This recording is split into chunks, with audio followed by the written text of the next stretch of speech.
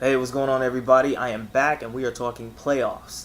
12 teams have survived, and now it's one and done time. Basically, lose, and that's a wrap for your season, and you have a lower draft pick in the first round. So, win and keep winning until you get to the Holy Grail in the NFL, and that's the Super Bowl. So, this is what it's all about now. 12 teams are fighting for that chance to go to New Orleans and play and compete for the Super Bowl trophy. So, without further ado, let's go ahead and get started with today's action. This is Saturday, so we've got two wild card games that are going to go on, and I'm going to discuss the first one, which is the Cincinnati Bengals traveling to Houston to take on the Houston Texans. Now, if this sounds familiar, it should, because this was the exact same scenario last season. These two teams played each other. Andy Dalton, as a rookie, led the Cincinnati Bengals into Houston to take on another rookie who wasn't the starter but came in to play because Matt Schaub got hurt, and TJ Yates and the Houston Texans.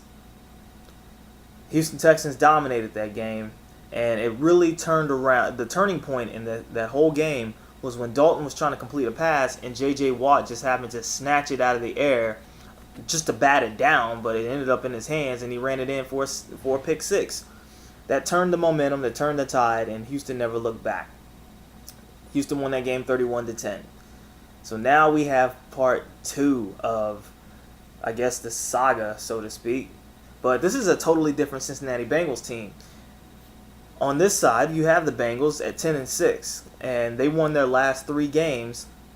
Really, they won the two that they needed to win, because the last game was between them and Baltimore, and that was more of that was more of just a dress rehearsal game. That was just more of giving the backups a chance to get a paycheck for playing, because they'd already clinched because they beat Pittsburgh in an elimination game pretty much and got the final spot because the Colts had already locked up the number 5 seed. So the Bengals grabbed the number 6 seed, and they won. Like I said, they won their last three games, sitting at 10-6. This is the first time that the Bengals have made it to the playoffs in back-to-back seasons since the 81 and 82 seasons.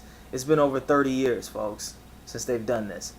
So, hats off to them. Hats off to Marvin Lewis. Man, talk about a guy that a lot of people have been calling for his head. I know I have. And when the teams have gone 4-12 and, ridiculous seasons like that, yet he really, the ownership really had faith in him to keep him on, and Jay Gruden and Mike Zimmer, the offensive and defensive coordinators respectively, have really brought together a young team that has gelled. They're led by second-year QB Andy Dalton, who last year, like I said, as a rookie, led the Bengals into the playoffs. He also had another person helping him out on that, and that was also his 2011 draft classmate, A.J. Green. No, I take that back. A.J. Green came, he is. Yeah, what am I talking about? Yeah, they are both 2011 picks. A.J. Green and Andy Dalton both led the Bengals into the postseason as rookies, and now they're going back in as second-year players. Excuse me. Got a haircut, so I think I've got a little bit of mustache remnant. But the Bengals are coming in with the 12th ranked offense as far as points per game.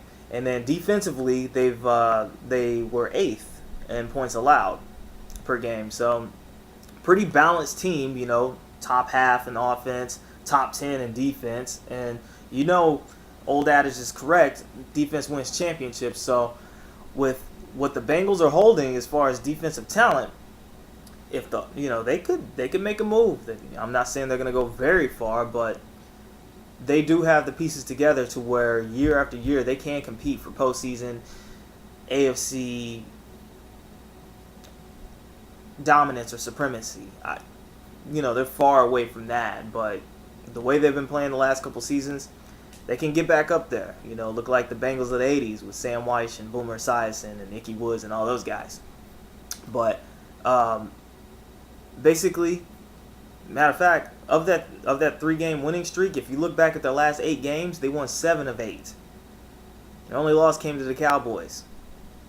So they're riding high. They've got the momentum going into this postseason game.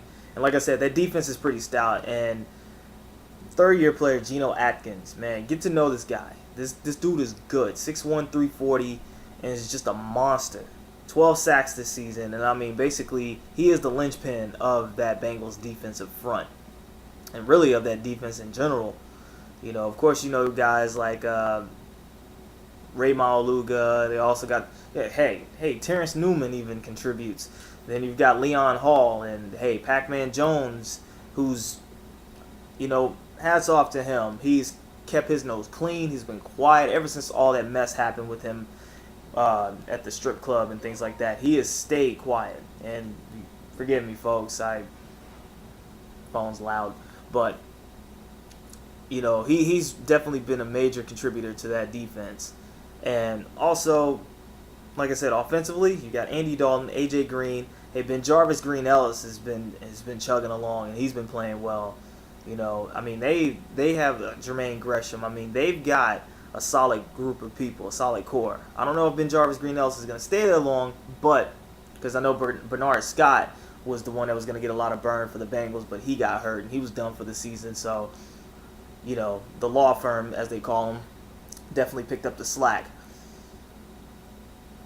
On the other side, you have the Houston Texans. And if you want to talk about a team that became the biggest loser of Week 17, look no further than the Houston Texans. 11-1. They were 11-1 in Week 13.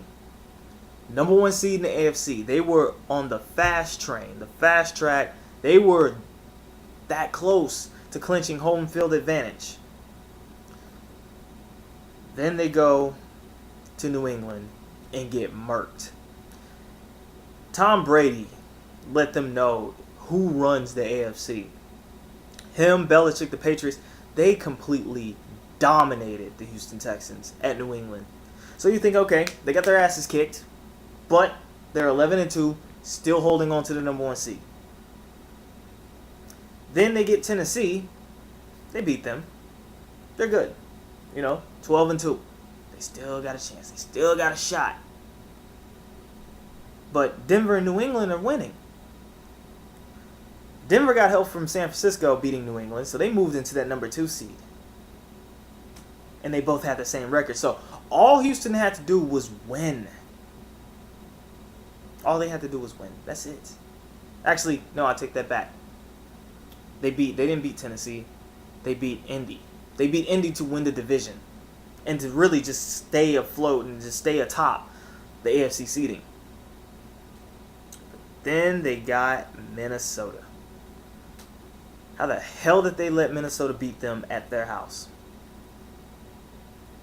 And this is where the panic set in, folks, because they were not only in danger of losing their number 1 seed, they were in danger of not only dropping to a first-round bye, they were in danger of dropping into a wild card. So to go from a number 1 seed to getting home field advantage to having the Super Bowl go through you in the AFC to hosting an opening playoff game, that's pretty bad. And then it happened. They go to Indy, where they've never won in their franchise's history. And of course, Indy is going into the postseason with an emotional high because their head coach, Chuck Pagano, who was fighting leukemia, came back and started gracing the sidelines. And of course, the fans, the team, the staff, they're all emotionally charged, and for good reason, because this man is coming back and he's fought this tremendous battle for his health, and he is back on the sidelines, so they're emotionally charged. All Houston had to do was win this one game, and they had home field. And you know, I picked them. I said, even through all the emotion, all the major storylines, the emotionally charged Colts team coming together and welcoming back their head coach, that I felt that Houston would still eke out a victory to secure home field advantage, because they needed to win it. They needed to win home field advantage because there's no way in hell. The way Denver has been playing, having them go back to Mile High would not have been a good idea. And we all saw what happened to them in New England. So the worst case scenario is that they would have to go through Denver and or New England or both to make it to the Super Bowl. And that's exactly what's going to happen, because now you have it to where they lost to the Indianapolis Colts in Week 17, which not only dropped them from the number 1 seed. Denver wins. They moved up. Home field advantage for the Broncos. The Patriots won, who owned the tiebreaker over the Houston Texans. So both of these teams are 12-4, but because of that tiebreaker, New England moves into the number 2 seed. They get the first round bye. Guess who's hosting the playoff game today, right now? That's right, my biggest loser, the Houston Texans. They go from home field to a wild card game. So now, here, check it out. They beat the Bengals. If they beat Cincinnati, they travel back to the same place they got undressed. They go back to Foxborough. They go back to play the Patriots. They're coming into the postseason losing 3 of their last 4 games. Matt Schaub has only thrown 1 touchdown pass as compared to 3 interceptions in that span. That defense has been getting shredded. Tom Brady's going to do that to anybody's defense, to be honest. But then you look at Christian Ponder and Peterson. They shut down Adrian Peterson, but Ponder got loose. And then Indy. They let Luck bomb out on them. And then they had this one guy whose name I can't pronounce at the moment. Run back a kickoff. If he had flags hanging off the side of him, he wouldn't have even been touched still. If it was 2-hand touch, he wouldn't have gotten touched. They let Indy dictate that game. So now, you look at the Houston Texans from where they were around Week 13 to where they are now, it's night and day. You know, they lost Brian Cushing in the game against the Jets. They lost him for the season, but they kept moving. They kept fighting. They kept plugging away. Jonathan Joseph was hurt for a little bit, but they kept moving. They kept plugging. They get Jonathan Joseph back. This defense, outside of J.J. Watt, has not been the same. They don't play with that same intensity, that same aggression they used when they beat the shit out of Baltimore. Not safe for work, folks, but it's the weekend. So if you're watching this on the Monday, why? So adult language will come out. It will spurt out. I'm not going to go all Andrew Dice Clay on you, but it will. A few obscenities will come out, and if this offends you, I apologize ahead of time. Or after I already dropped the S-bomb. But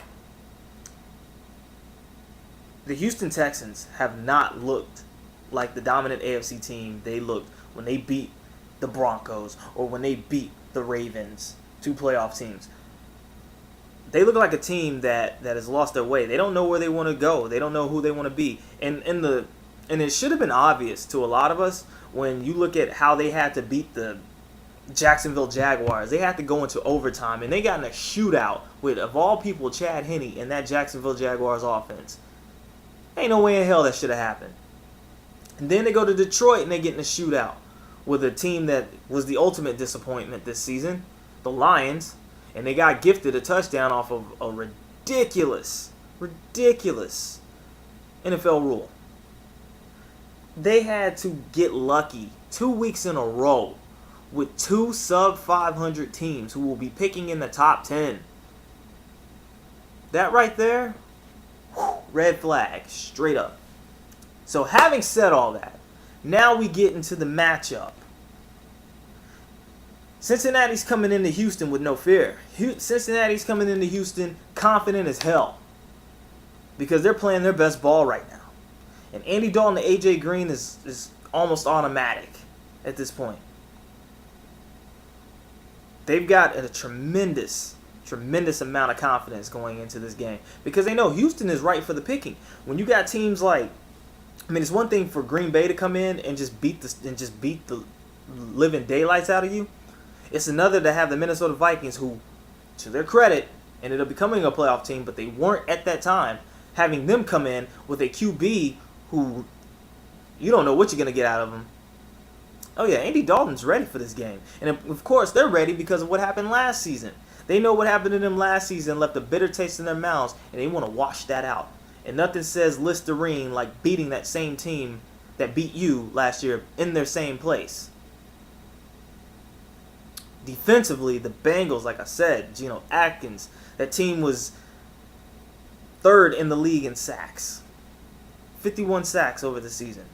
Geno had 12 of them. Guys like Maaluga. You know what I mean? You got guys like Leon Hall. D'Amato Pekka. I mean, this is a quote-unquote no-name defense, but their names ring out when you play them. And now they're heading into Houston, going up against Matt Schaub, who, if anybody's noticed this, really doesn't have much of a clutch gene.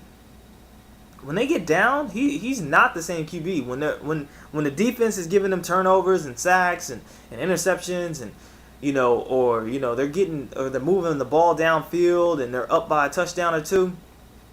Yeah, Matt Schaub is fine, but it's when they start getting down and when they start having to come from behind that he disappears. So now they got to figure out what the hell are they going to do. And the thing is, they know it's either him and Andre Johnson or him and Owen Daniels. They don't fear the other receiving core of Kevin Walter or the other tight end. I can't think of his name. But the fact is that Cincinnati is not scared of these guys. They're not. And that should worry Houston. But the thing is about Houston, they know it's ride or die time. They know the way they ended the regular season, they can forget all of it. They can have it erased if they win today. So, who am I picking for this game? You know what? I'm going to go for the upset. I'm picking the Bengals. I'm picking the Bengals because I think they're just a little bit more confident. I think they're just a little bit more organized, and I think that they have nothing to lose. I mean, of course, everybody has something to lose in the playoffs. You lose, you go home. But in this aspect of expectations, it's not on them. The onus is not on them. It's on Houston. And the thing is, I feel that Cincinnati is going to get off to a fast start and put Houston in the hole. I'm sorry, but if you would have asked me who I thought had a really good chance of making some noise in the postseason around week 14, Houston. I would have said Houston straight up. But looking at the last 4 games and really looking at a couple of those wins near the last 4 games that they had this ugly streak on, Houston has some holes.